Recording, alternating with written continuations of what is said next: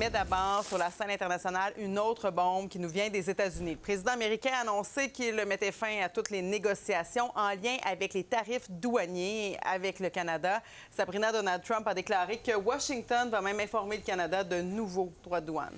On pensait qu'on avait droit à un certain répit, et on voyait qu'il y avait des discussions quand même assez positives avec le nouveau premier ministre du Canada, Mark Carney. Mais là, semble-t-il que c'est en raison de la taxe sur les services numériques qui entrerait en vigueur à partir de la fin du mois de juin. Alors, voici ce qu'a écrit Donald Trump, en fait, sur Truth Social. Alors, il a dit, compte tenu de cette taxe scandaleuse, nous mettons fin à toutes les discussions commerciales avec le Canada avec effet immédiat.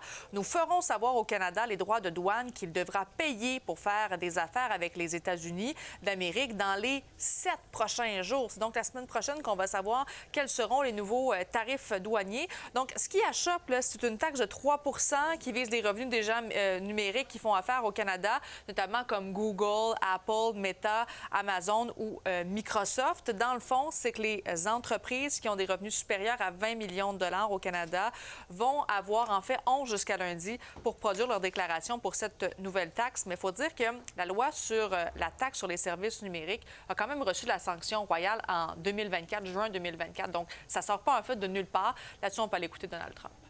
And we have all the cards. We have every single one. We don't want to do anything bad, but they have, economically, we have such power over Canada. I'd rather not use it, but they. Donc, il y a déjà eu certaines réactions, notamment de Pierre Poilievre, du Parti conservateur du Canada. Alors, il a dit « Je suis déçu que les négociations commerciales aient été interrompues. Espérons qu'elles reprennent rapidement. » Par ailleurs, Sabrina, la Cour suprême américaine a accordé une importante victoire à l'administration Trump en limitant le pouvoir des juges.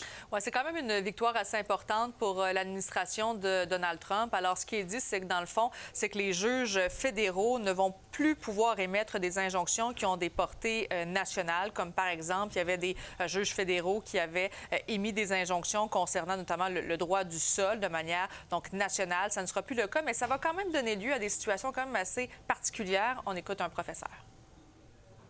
Il va y avoir un certain chaos dans les États et beaucoup de naissances qui ne seront pas reconnues par le gouvernement fédéral. Maintenant, on dirait que, selon la Cour suprême, il va y avoir un enfant né au Texas, des parents qui accouchent un enfant au Texas vont avoir un enfant qui n'est pas citoyen. Or, si ses parents vont en Californie ou en Massachusetts ou en Maryland, cet enfant sera un citoyen. Donc, on peut voir la situation assez inouïe, assez paradoxale, assez compliquée, voire impossible à gérer.